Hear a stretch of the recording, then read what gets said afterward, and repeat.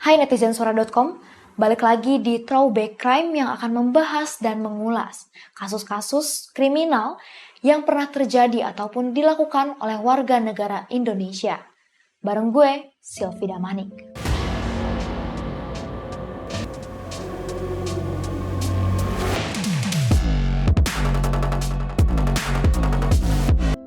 Pada episode kali ini, gue akan membahas kasus predator seks Reinhard Sinaga di Inggris.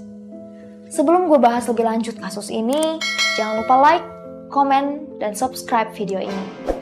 Pada Juni 2017 silam, publik Inggris dan Indonesia dihebohkan dengan kasus pemerkosaan dan pelecehan seksual yang dilakukan Reinhard Sinaga, warga negara Indonesia. Reinhard sendiri dihukum pengadilan Manchester, Inggris dalam 159 kasus pemerkosaan dan serangan seksual terhadap 48 korban pria. Aksi yang dilakukan Reinhard ini ternyata sudah dilakukan dari rentang waktu 1 Januari 2015 sampai 2 Juni 2017. Lalu, siapa Reinhard Sinaga? Reinhard ini adalah WNI yang tinggal di Depok. Reinhard Sinaga adalah pria kelahiran 19 Februari 1983. Reinhard ini adalah anak tertua dari 4 bersaudara yang lahir di Jambi. Namun keluarganya kini tinggal di Depok, Jawa Barat. Ayah Reinhard Sinaga adalah seorang pengusaha yang bergerak di bidang kelapa sawit. Reinhard juga diketahui merupakan alumni Universitas Indonesia. Reinhard datang ke Inggris pada tahun 2007 memakai visa pelajar di usia 24 tahun. Ia lalu mengambil S2 di Universitas Manchester tahun 2007 untuk meraih gelar MA bidang sosiologi. Di Agustus 2012, si Reinhard ini sempat kuliah di Universitas Leeds untuk meraih gelar PhD ilmu geografi manusia, namun gak selesai. Disertasinya ini berjudul Sexuality and Everyday Transnationalism Among South Asian Gay and Bisexual Men in Manchester, yang diajukan kemudian ditolak dan diminta untuk diperbaiki. Jadi nih guys, kasus predator seks Reinhard ini terungkap pada 2 Juni 2017 silam. Jadi ceritanya si korban ini baru mengetahui kalau dia diperkosa oleh Reinhard saat tengah berada di apartemen Reinhard.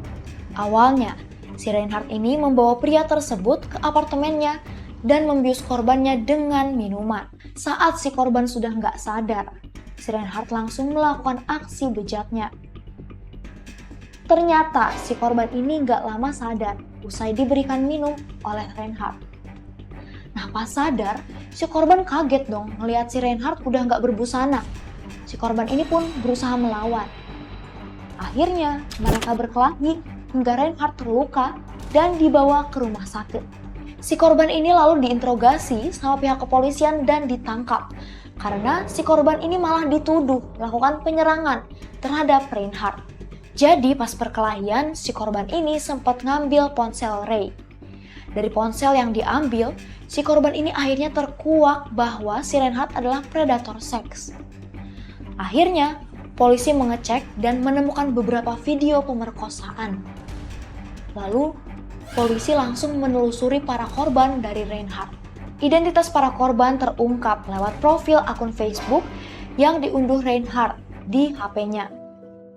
Selain itu, polisi juga mengetahui para korban dari barang-barang yang dicuri Reinhard, mulai dari SIM, kartu identitas, sampai dompet, juga jam tangan.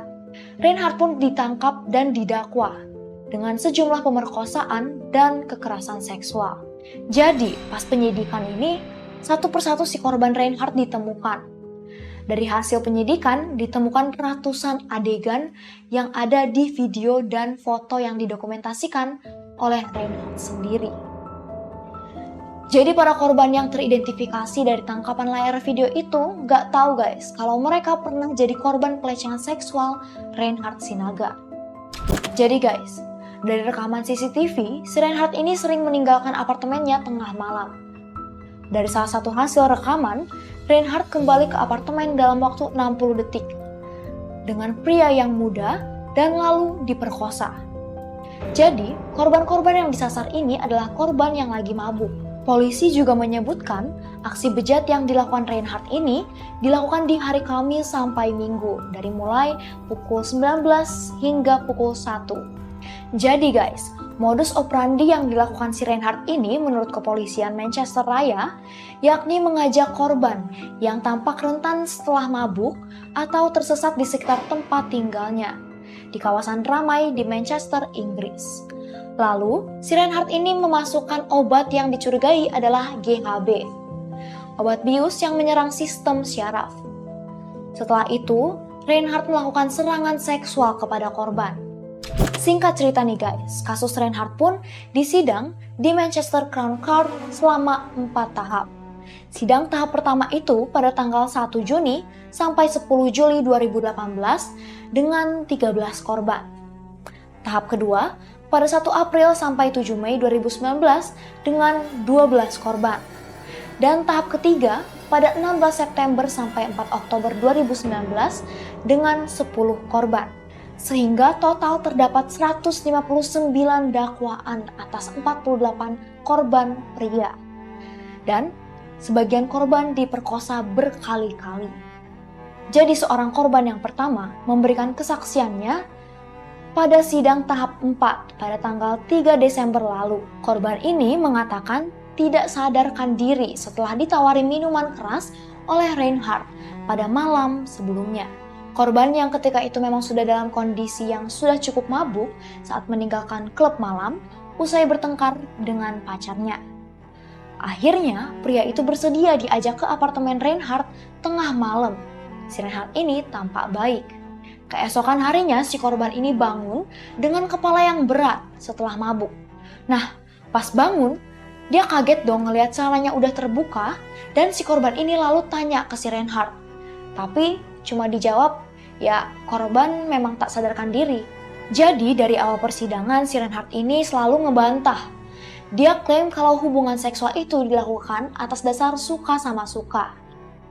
Reinhardt Sinaga akhirnya divonis hukuman seumur hidup oleh pengadilan Manchester, Inggris dalam 159 kasus pemerkosaan dan serangan seksual terhadap 48 korban pria selama rentang waktu 2,5 tahun dari 1 Januari 2015 sampai 2 Juni 2017.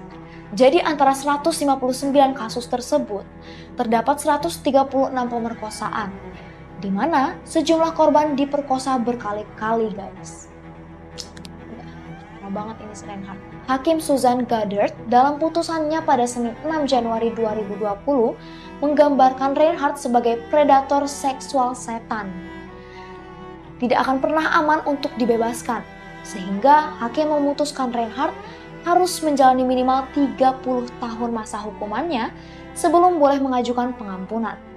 Pada pertengahan Oktober 2020 silam, Kejaksaan Agung Inggris mengajukan permohonan hukuman seumur hidup total atau tidak dapat mengajukan permohonan bebas lagi ke Mahkamah Banding.